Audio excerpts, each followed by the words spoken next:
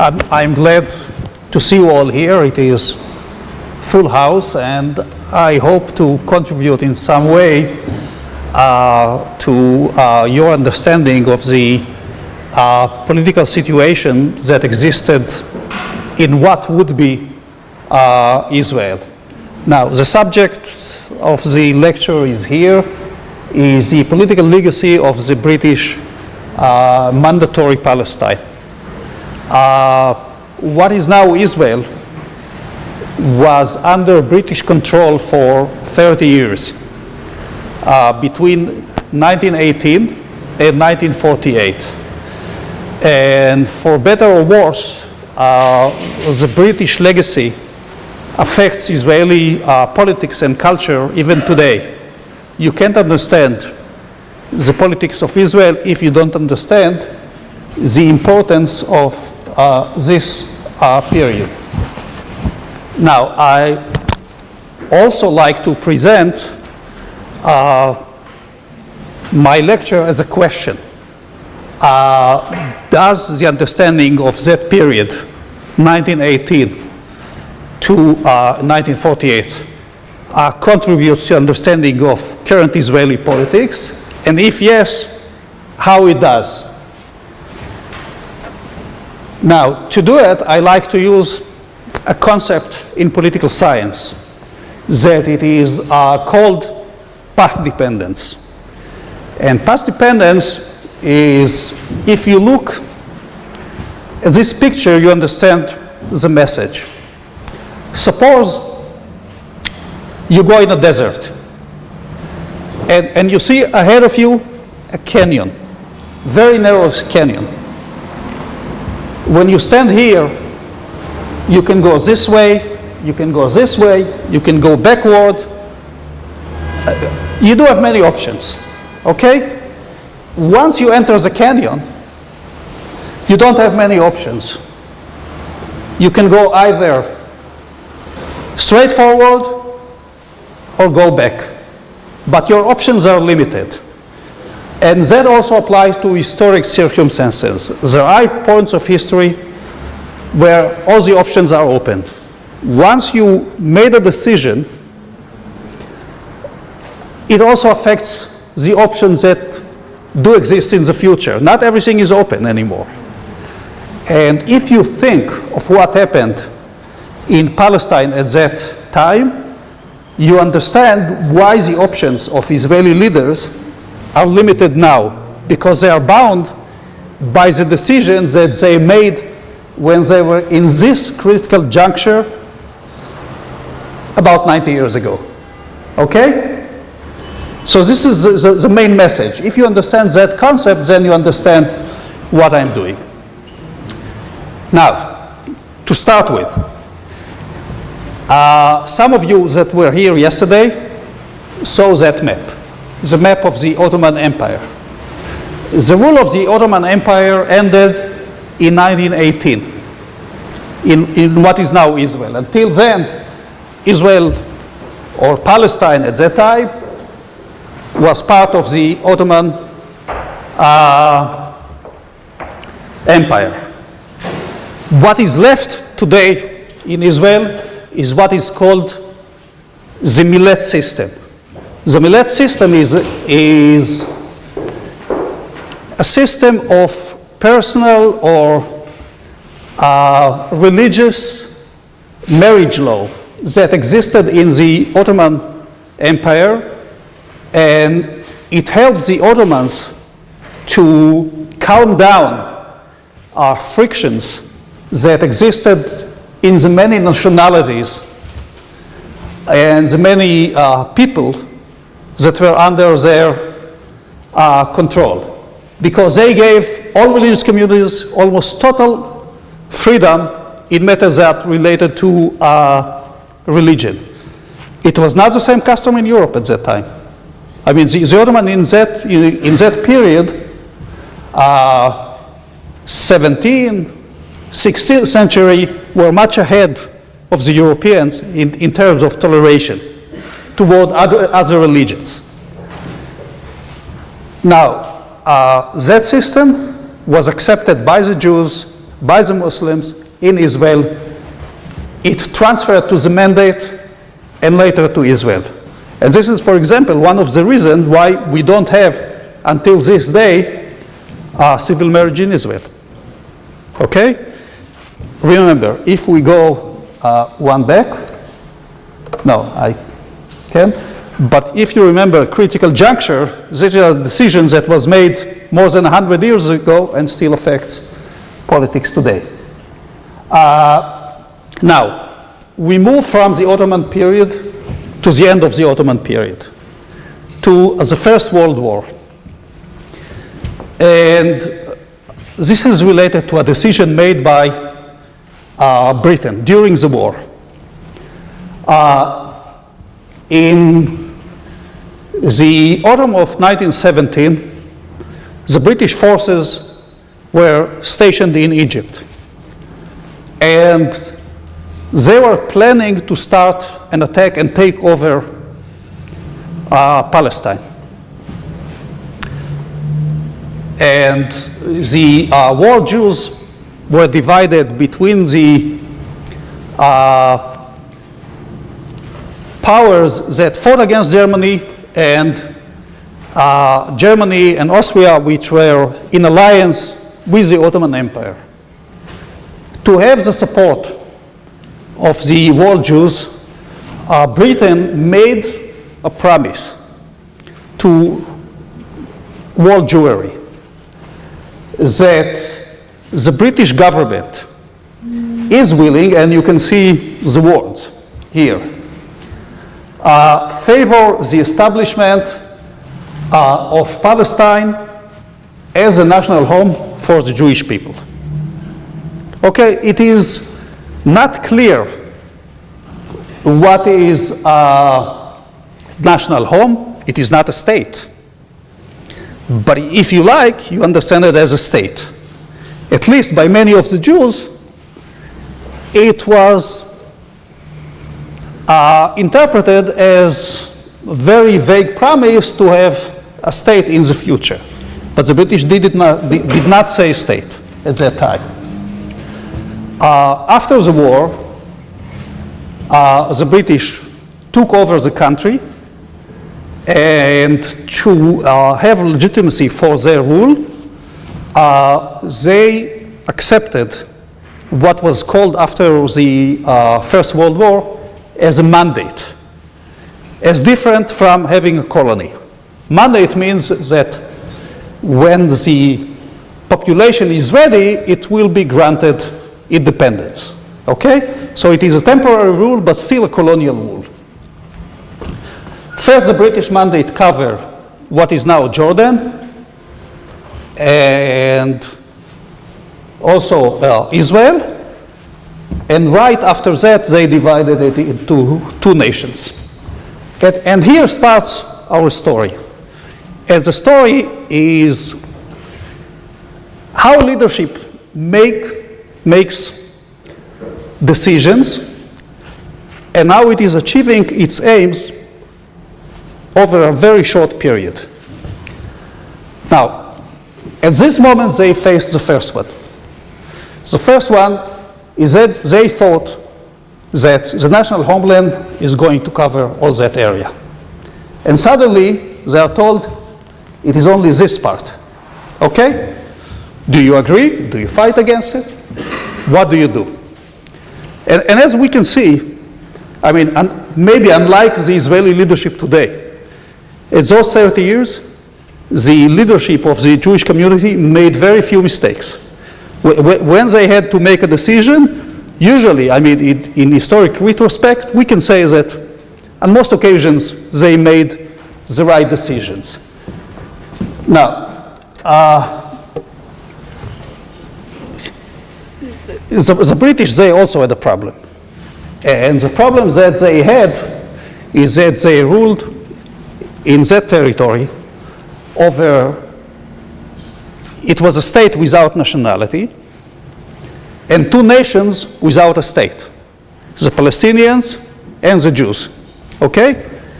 And both people fought for control over the same territory. No one was loyal to the British rule. I think I like to go over this one. And the Palestinian means British Palestinian. Citizenship was later defined by Royal Commission as a legal formula without any moral significance. Because when that Royal Commission came, they understood that the British rule over Palestine is almost hopeless, because the two communities are unified in a way that they want the British to go away and then fight it over the country. Now, the Jewish community, or as it was called then in Hebrew, the Yishuv, was a minority in a binational structure. Now, if you look, and here we can see some numbers. Right after the First World War, Jews in Palestine were about 10% of the population. Altogether, 50,000 people. 80,000 people. And over the 30 years, you can see as a number go up, and their percentage of the population goes up too. So in 30 years, they were able to increase the numbers under a foreign rule, not under the sovereignty of Israel, 6 times, and having a share of the population going up from 10% to 33%. And actually have the nucleus of a state.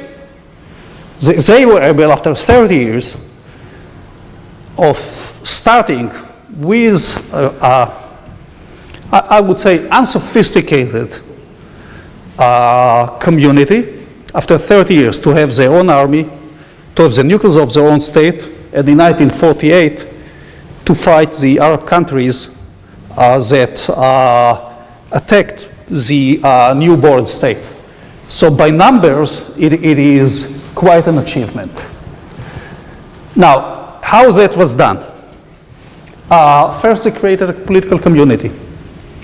And the political community was built in a way that they do have the structure of a state within a state. Okay? The British gave them the authority to create a political religious community. They turned it into a political community. The British gave them the authority to create rabbinate, the rabbinical system, and that they built something like a parliament and elected government that took control over the cities in which Jews existed. The main body was called Knesset Israel. The Parliament of Israel today is also called the Knesset. And the first elections were held in 1920. Now, in what way it affects Israel today? They had 4 electoral campaigns during the mandatory period, which means that when Israel came into existence, they had the experience of running elections, of electoral competition, and also the experience of making compromises. All that together is very important when you reach independence, because most of the nations that reach independence after colonial rule, usually it came up with extreme violent clashes between the different factions that fought for independence. Israel is, I believe, the only one that went this turn from being a colonial nation into independent democratic nations without having military rule. And many of the same nations, they also went through civil war that also did not exist. Now, a very interesting feature of the Jewish community that affects also Israel of today is the electoral system. Is anyone here aware of the electoral system in Israel today? The entire country is one electoral district, which means that every party is getting the same amount of seats in parliament as the same amount of seats that corresponds to its electoral strength amongst the entire population. It is a very representative system, but it is also a difficult system in terms of governance. Because once you opt to such a system, it means that there are going to be many parties, that no party is going to have a majority, that to have a government you need a coalition, and if you don't have a majority and you need a coalition, it means that you do have to make compromises, which means that to have a policy in effect take time much more than, for example, presidential systems. So you do have pros and cons. The pros is very representative, it made it democratic, it is difficult to make decisions. So you do have to pay. I like to go and use a movie.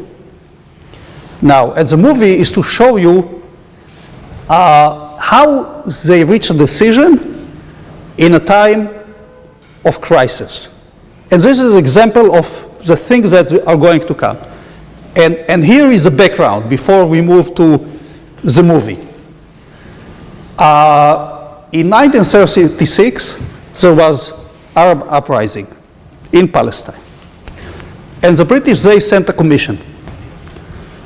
A commission, the role of the commission was to advise the British government what to do with that troublesome colony. And they came up for the first time with a solution to divide the country into two states, Palestine and Israel, because they thought that the situation is hopeless. The British can't stay there. It is gone. Now, what they offered the Jews was 20% of the country. The Arab rejected it immediately. For the Jews, it also was a disappointment. They thought of much larger country. And suddenly they offered 20%. Are we going to accept it? Are we going to reject it? Here we move into the movie. So can you turn on the movie?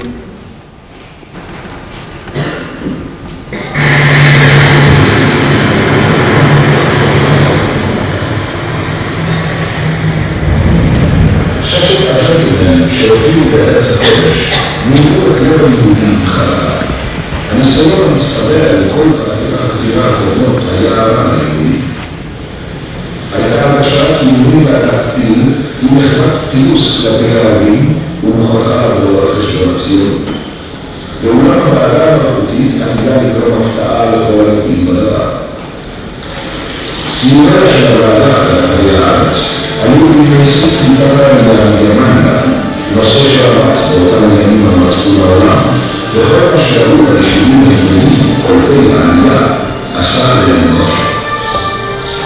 We went to see one of the old colonies who was an elderly man living in a small glass hut, and we were surprised to find that he had a piano in his hut and a pile of musical scores. And we were much struck by this and asked him what his origins were, what his background, and he said he'd come from Germany, and it turned out he'd been a very prominent musician in Germany. Played in one of the leading orchestras, and so I was wondering, one of our members, was that recognized and remembered for those days. And we felt a little uncomfortable, seeing what we thought was his plight. And so Horace said, this is a great change for you.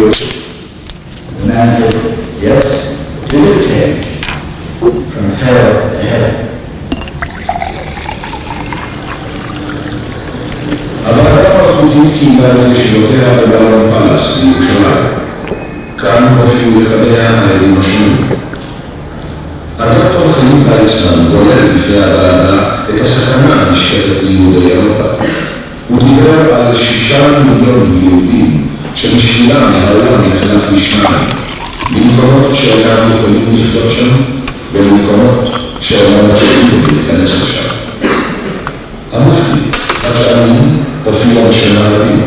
הוא דרש עצמאות בתוקף היות הערבים ראש הארץ. בנקודה זו ביקשו חברי הוועדה לברר מה יהיה גורל המיעוט היהודי אם אומנם תקום מדינה ערבית בכל הארץ. שאלה, כלום סבור בהלכה כי ארץ זו תוכל לבונן ולהקל את 400,000 היהודים היושבים עתה בתוכה. המופתי, לא. שאלה, ובכן יהיה צורך להרחיק כמה מהם בקלפים נוחות או מחיבות, הכל לפי העניין. המופתי, עלינו להגיע זאת לעתיד. I think the notice that I need to Electoral will time to deal with that problem. He seems to imply regulations is a very problem. It shocked the Commission, but I think they also have been shocked, fair to say, by the extreme nationalism, some of the designs that focus on their ambitions and their unwillingness to see it with another side. But I think that is compensated for by the less partisan and more statement-like position of Palestine and some of the other. לפחות מהעדויות האישיות ירשימה את חברי הוועדה המציאות כפי שהתבלטה להם בסיבוריהם ברחבי הארץ. ראש הממשלה עשתה עליהם תל אביב, העיר הלאומית, מרכזו של היישוב המאורגן. בדוח ועדת פנים נאמר כי היישוב נוהג כמדינה בתוך מדינה. וכך ביקשו את עמדתם כי אין להסתיר את המיעוט היהודי בידי הרוב הערבי, אך מצד שני אין להשליט את המיעוט היהודי על הרוב הערבי.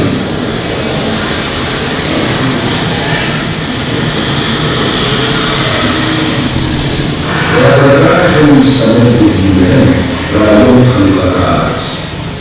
It cannot, just for questions, proven that you are said to last but what about the form which you had two secretaries that might be possible to explain what was in the rule to set up 2 independent nations, the Jewish nation and those who were as independent as both, and an Arab nation as independent as Arabia, and a British enclave for about the whole Arabia. What was in that and obviously it was interesting to send it back and consider the question. Perhaps I can come back with later on.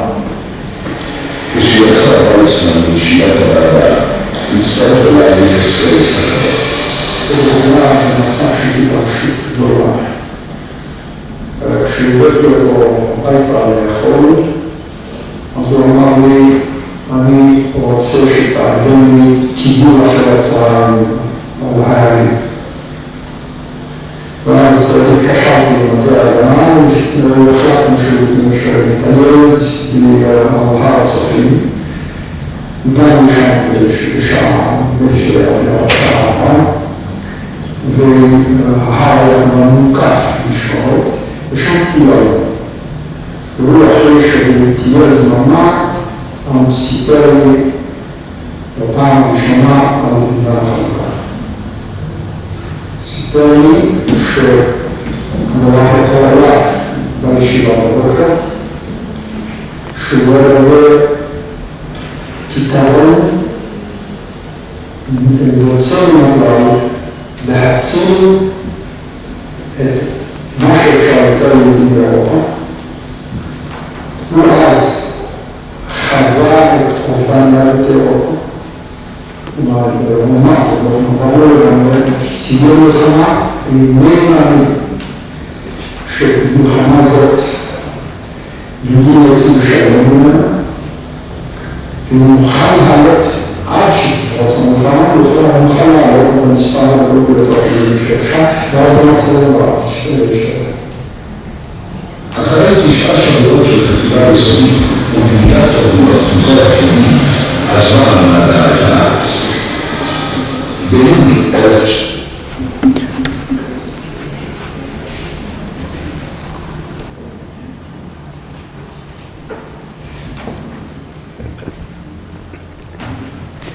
Now, if you look at this decision, you can see that Weizmann, who was the head of the Jewish Congress, he said yes. The Arabs, they said no. What were the effects? The effects were, it was during the Arab uprising. The British, they had a policy decision to make. The Arabs are rebelling, the Jews are saying yes, and they don't have enough forces in the country to deal with the Arabs. One of the decisions was to enlist Jews in the police, so they will have more police, and then they can have the military fighting against the rebellion. The consequences of the rebellion were that the rebellion was crushed by the British. At the same time, Jews were taken to the police. They got military, although it was called police, they received military training, and that put up the foundations for their future army. At the end of the Arab rebellion, the political leadership of the Palestinian community was expelled from the country, while the Jews were having their political leadership remained intact. And that had effect on the war that came 10 years later, when the Jews were ready, and the Arabs, they didn't have a leadership because all the leadership was expelled. Part of what developed during that period, because the Jews in Palestine, they did not have full control of the country, was what we called multifunctional party. And this is the model of the party that existed in Israel for, I would say, about at least 40 years. So it affects the country. At a critical juncture, you make future decisions more difficult, but at some point you can get rid of such decisions. This is an example of a decision that was made. It affected the country for many years, but disappeared. And a multifunctional party means a party that offers to its members all the services from cradle to grave. So you can live without meeting people who belong to other parties, because all the services can be done in the same party. Now, if we try to sum up before I open up for conversation, I would say that from the British mandate, Israel came up as a nation with the administrative of the pre-state Jewish community. The security system built by the community was a basis for the army. They were able to first train their military people during the Arab uprising. Then, during the Second World War, they enlisted into the British Army by large numbers. So at the end of that war, they came up as trained force. It inherited the electoral system, something that we can't get rid of until today, and it's causing still many problems. It leads to coalition government, and also to a very flexible situation in which everything is open to political negotiations. Now, because the Jewish community operated under a system in which there was government on top of the Jewish community, the rules were very flexible. And I'm not sure if you are aware of, but Israel is probably the only country today, maybe with the exception of Great Britain, but it is maybe, which reasons I'm willing to explain later. It is the only country that is not having formal document called constitution. Is it possible to have a democratic country without constitution? Question for you. Maybe we'll deal with it a little bit later. Now, there are some systems that were also inherited from the British. For example, the judicial system in Israel, unlike the political, is very rigid, is very straight, very dependable, and it was built on British foundations. There was no independent judicial system for the Jewish community during that period, and that also affects the police force. Now, the last inheritance that I like to talk about in this presentation is the relations between state and religion. Unlike Russia and many other countries, there is no separation between state and religion. And if you remember the beginning of my presentation, I was talking about the Millet System, in which each religious community received its own autonomy. Since that system was adopted by the mandate, and it later translated into the state of Israel, it means that to get married, you do have to belong to a religious community. But on the other hand, because everything is flexible and is open to different interpretations, if you are married in civil marriage and you come with certificate from another state, it is accepted by the state itself. So it is a system that is very flexible. It has its own peculiarities, but still able to exist and flourish and maintain high standard of living under very difficult circumstances. Thank you very much.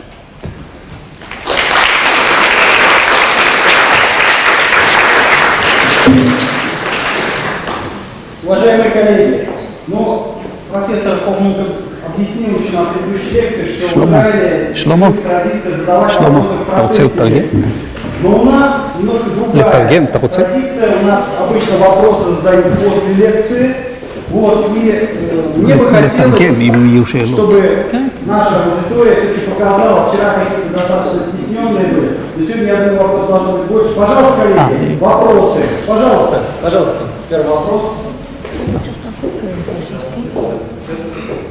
Прежде всего хотел поблагодарить вас. I would like to thank you on behalf of all the students and studentship of our university, international relations, for your coming here and giving this interesting lecture for the Christian work. СССР влиял на становление и образование и развитие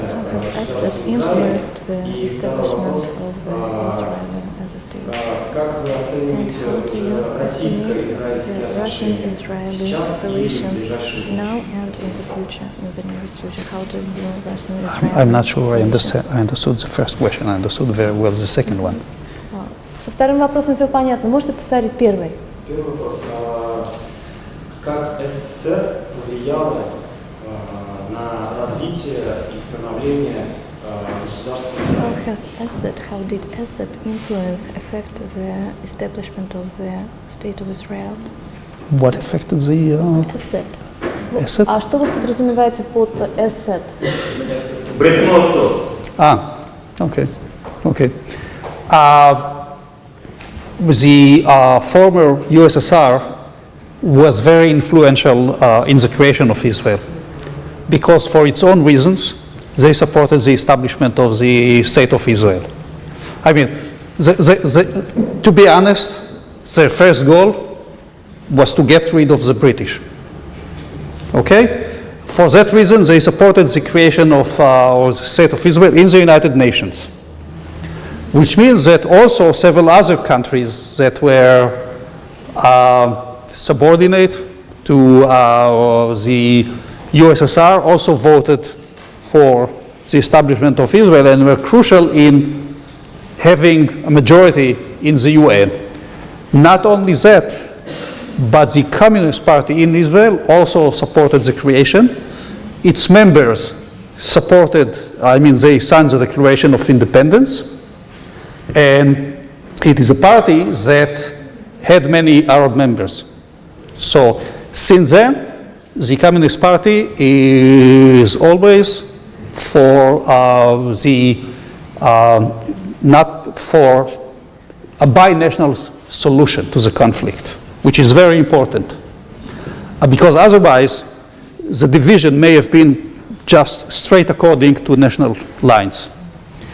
Now, the relations today, they are much better than they used to be during later periods of the communist regime in Russia. For example, lecture like I'm giving you was next to impossible during the Soviet period. And I'm glad to be here and speak freely with you. So that tells you it can be done only in countries when the relations are good. Пожалуйста, коллеги, давайте продолжим. Пожалуйста, еще вопрос. Thank you for so interesting lecture. I have one question about territory of Israel. Can you speak louder? Maybe. Погромче можно? Thank you for interesting lecture. I have a question about territory of Israel. Some lawyers say that territory is not very important for state, but there are a lot of conflict with Israel, and some countries connect only with territory. For example, Palestine, Sector Gaza, for example, and why? There are a lot of conflict if some lawyer thinks that territory is not important for state.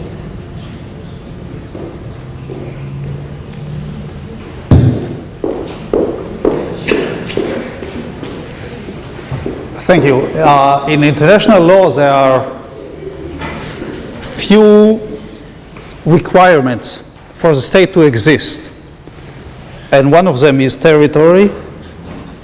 It is not important how big it is, but it has to be a territorial base. It is population and effective control over the population, and also the ability to have international relations. These are the basic demands or requirements for a state. So obviously, if the Palestinians want to have their own states, they need those 4 requirements to exist. Okay? Еще, пожалуйста, коллеги, еще вопрос, пожалуйста. I have some question about diaspora. Just a moment.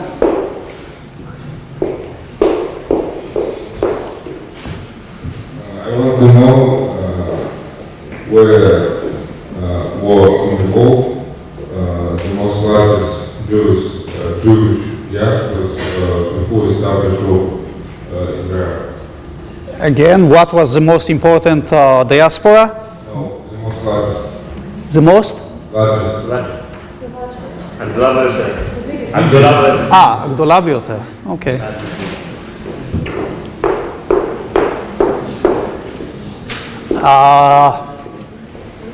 The largest diaspora before the war and until today, since the early 20th century, the largest diaspora is in the United States.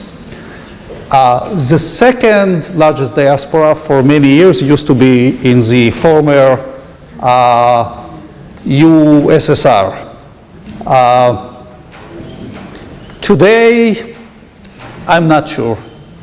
Probably the second one is in France, what is either USSR or in France. I think that my friend Shlomo Voskoboynik, who is sitting here, may be more updated to give you a good answer on this one. Did you say influence on creation of the state of Israel? The USA was also crucial to the creation of Israel. They also supported the decision of the United Nations to declare State of Israel. And without the support of the US, it is questionable if the Jewish community in Palestine would have declared its independence. But President Truman made a formal declaration that he is in favor of having a Jewish state, and it was very important in the creation of the state. Еще вопрос, коллеги, пожалуйста. Ну, тогда все, да? Поблагодарить профессора. Thank you very much for... Thank you very much.